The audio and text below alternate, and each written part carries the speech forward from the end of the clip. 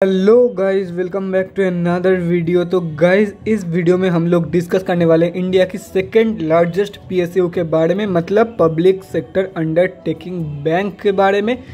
तो गाइस, जिन लोगों को नहीं पता पीएसयू क्या है, तो गाइस गूगल कर लो, या तो फिर मैं शॉर्ट में समझा देता हूँ। गवर्नमेंट ओन्ड एक तरीके से आप लोग बोल सकते हो, या तो फिर अंडरटेकिंग भी आप लोग एक तरीके से बोल सकते हो। बुक वैल्यू से काफ़ी सस्ते में मिल रही है, बुक वैल्यू से हाफ से भी कम कीमत पे आप लोग को ये कंपनी मिल रही है। 5 साल की अगर प्रॉफिट ग्रोथ के बारे में बात करें तो 21% के आसपास 5 साल की प्रॉफिट ग्रोथ है CAGR। कंपनी प्रॉफिटेबल है एंड 15% से भी कम निकल के आ रही है हम आप जैसे छोटे मोटे रिटेलर्स की होल्डिंग। तो चलिए देख लेते हैं कौन सी कंपनी। बहुत लोगों को पता चल ही गया होगा कि second largest PSU bank in India.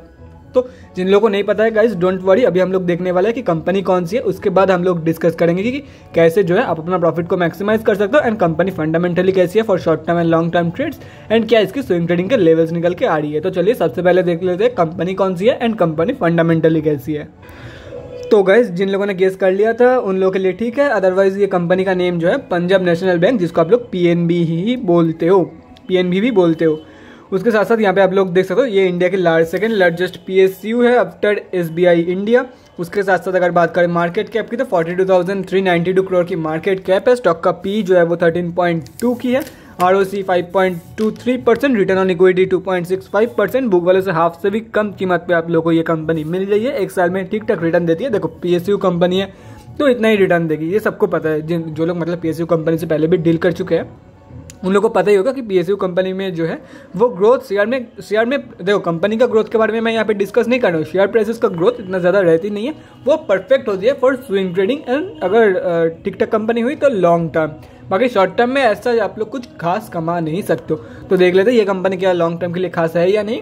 Face value 2 रुपये की है। उसके साथ साथ क्वार्टरली रिजल्ट के बारे में प्रोस एंड कॉन्स रह गया बीच में, यहाँ पे आप लोग साफ देख सकते हो। स्टॉक जो है बुक वैल्यू से हाफ से भी कम कीमत पे मिल रही है। 5 साल की अगर प्रॉफिट ग्रोथ के बारे में बात करें 20.22% CAGR 5 साल की प्रॉफिट ग्रोथ। कॉन्स में बात करें, कंपनी रिपीटेड प्रॉफिट देने के बावजूद डिविडेंड नहीं देती। Company has low interest coverage ratio. 3 साल की जो रिटर्न ऑन इक्विटी है वो नेगेटिव में है। Contingent liabilities of 4,23,770.94 crore. Earnings include and other income of 13,885.38 crore. Quarterly result के बारे में बात करें, कंपनी प्रॉफिटेबल है, ऑपरेटिंग प्रॉफिट में लॉस देती है, लेकिन अगर देखा जाए नेट प्रॉफिट तो कंपनी प्रॉफिटेबल है। ईयर ऑन ईयर बेसिस पे बात करें same guys, sorry guys for that, ये हम लोग निकल गए, वेट, हाँ गाइस यहाँ पे हम लोग फिर से आ चुके हैं गाइस प्रॉफिट एंड लॉस के मामले में। तो गाइस यहाँ पे आप लोग देख सकते हो कंपनी करंट TTM में भी ऑपरेटिंग प्रॉफिट में लॉस दे रही है और ज्यादा लॉस दे रही है कंपेयर टू 2021 की फाइनेंशियल ईयर। लेकिन अगर ओवरऑल देखा जाए कंपनी ज्यादा प्रॉफिट दे रही है, अदर इनकम ये सब कुछ मिला के 3,221 करोड़ की प्रॉफिट दे रही है। कंपनी पहले लॉस मेकिंग बन चुकी थी मिडिल में, लेकिन अभी कंपनी टोटली प्रॉफिटेबल बन चुकी है और प्रॉफिट के फिगर्स जो है करंटली इंटायर 2021 फाइनेंशियल ईयर से ज्यादा की प्रॉफिट दे रही है। करंट TTM में तो हो सकता है 4,000 या फिर 6,000 प्लस की भी प्रॉफिट दे दे। ये जो आप लोग को रिकॉर्ड प्रॉफिट दिख रहा है 4,884, इससे भी ज्यादा की प्रॉफिट दे दे हो सकता है, क्योंकि अभी भी और 2 क्वार्टर्स की रिजल्ट आना बाकी है, दिसंबर 21 एंड मार्च 22 की। बैलेंस शीट के बारे में बात करें, कंपनी के पास ह्यूज डेप्ट है और मार्च 2021 में कंपनी ने मतलब बहुत ही ऑलमोस्ट आप लोग डबल तो नहीं बोल सकते, लेकिन बहुत ही सही तरीके से कंपनी ने जो है अपने डेप्ट इंक्रीज किया है और कंपनी की जो डेप्ट है वो 1 लाख करोड़ से भी ज्यादा की है। तो हाई डेप्ट वाला कंपनी है, PSU है, उसके ऊपर बैंक है तो होगा ही। उसके साथ साथ अगर बात करें कैश फ्लोज की 35,357 करोड़ की पॉजिटिव कैश फ्लो है कंपनी के पास, तो होगा ही क्योंकि कंपनी ने इतना ज्यादा कर्जा जो लिया था।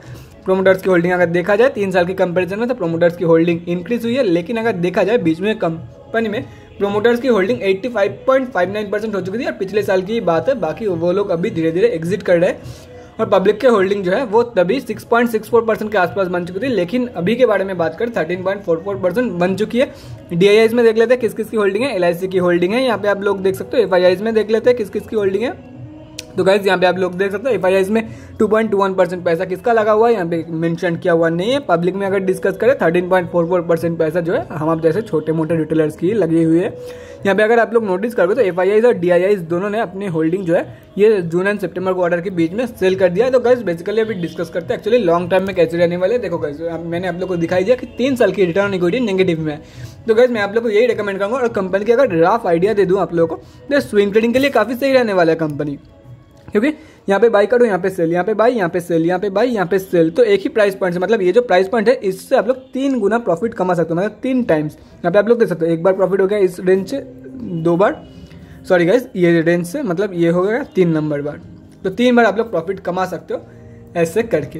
तो स्विंग ट्रेडिंग के लिए काफ़ी बेहतरीन कंपनी है, not for long term and short term. देखो लॉन्ग टर्म के लिए आप लोग जा सकते हो, कंपनी आप लोग को निराश नहीं करेगी, लेकिन गाइस क्यों, मतलब बेकार में क्यों जाना है।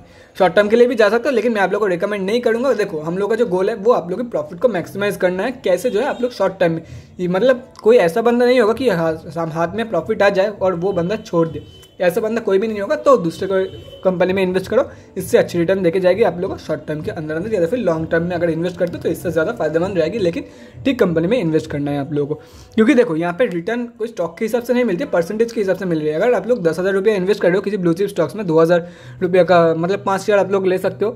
तो अगर आप लोगों को 100% रिटर्न मिलती है, 10,000 का 10,000 हो जाएगा।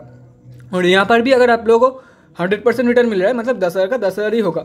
इसीलिए मैं बोल रहा हूँ यहाँ पे अगर 20% की रिटर्न मिल रही है, और अगर किसी ब्लू चिप में आप लोग को 50% की रिटर्न मिल रही है, तो आप लोग ब्लू चिप में पैसा लगाओ। आप लोगों का जो मतलब आप लोगों को कुछ फर्क नहीं पड़ेगा। आप लोगों का जो इंटायर कैपिटल है वो 50% इंक्रीज हो जाएगा और यहाँ पे 20%। इसलिए मैं आप लोगों को कोई दूसरे स्टॉक्स रिकमेंड कर रहा हूँ फॉर लॉन्ग टर्म। देखो लॉन्ग टर्म के लिए काफ़ी सही स्टॉक्स है, बाकी मैं पंजाब नेशनल बैंक में पैसा लगाने के लिए नहीं बोलूँगा फॉर लॉन्ग टर्म, क्योंकि कंपनी की जो ग्रोथ है काफ़ी कम है और ऊपर से PSU कंपनी है।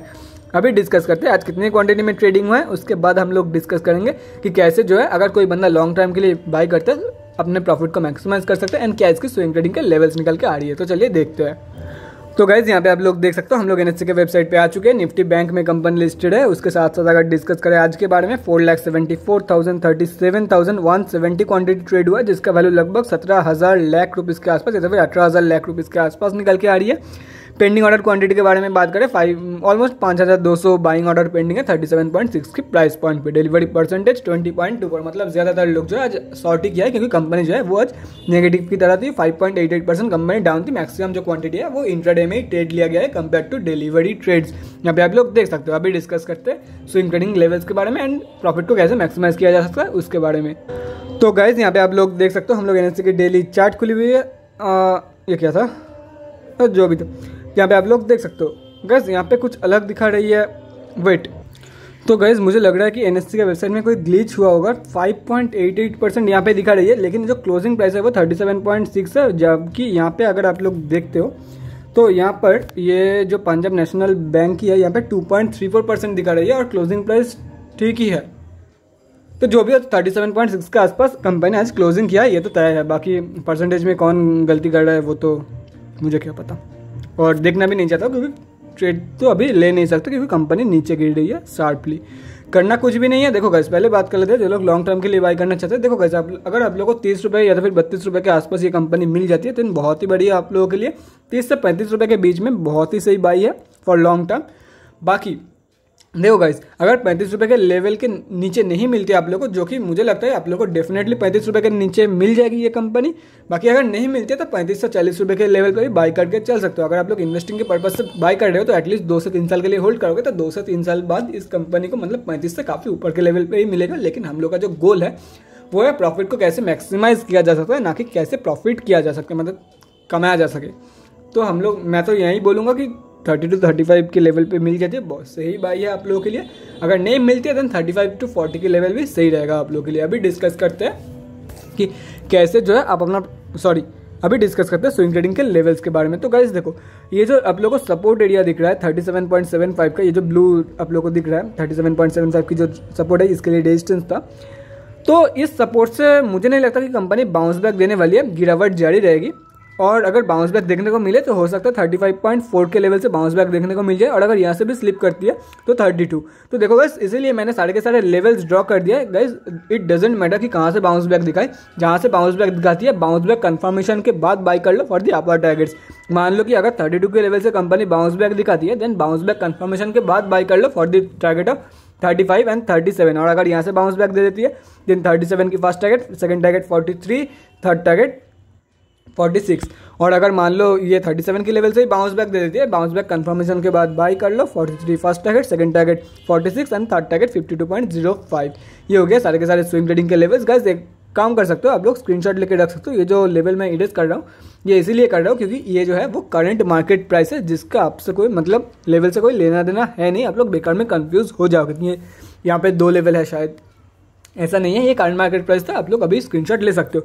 तो guys that's it for this video. अगले वीडियो में मिलता है गाइज। Thanks for watching. और गाइज अगर आप लोग के मन में कोई भी डाउट या क्वेरी रहती है स्टॉक मार्केट या किसी भी स्टॉक से रिलेटेड, तो कमेंट सेक्शन में कमेंट करके मुझसे पूछ सकते हो, या तो फिर मेरे इंस्टाग्राम का लिंक आप लोग को डिस्क्रिप्शन बॉक्स में मिल जाएगा, जाके वहाँ पर ही मुझे डीएम कर सकते हो फॉर एन 1-on-1 कन्वर्सेशन।